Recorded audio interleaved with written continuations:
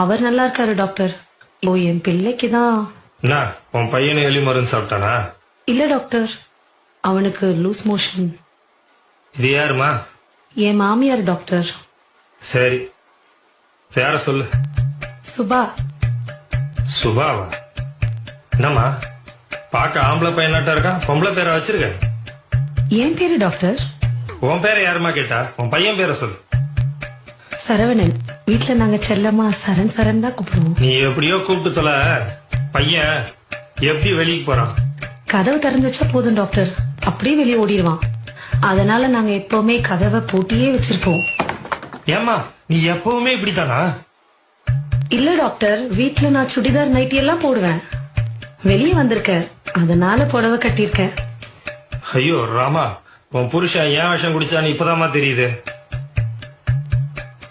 பையன் சாப்பிட்டானா?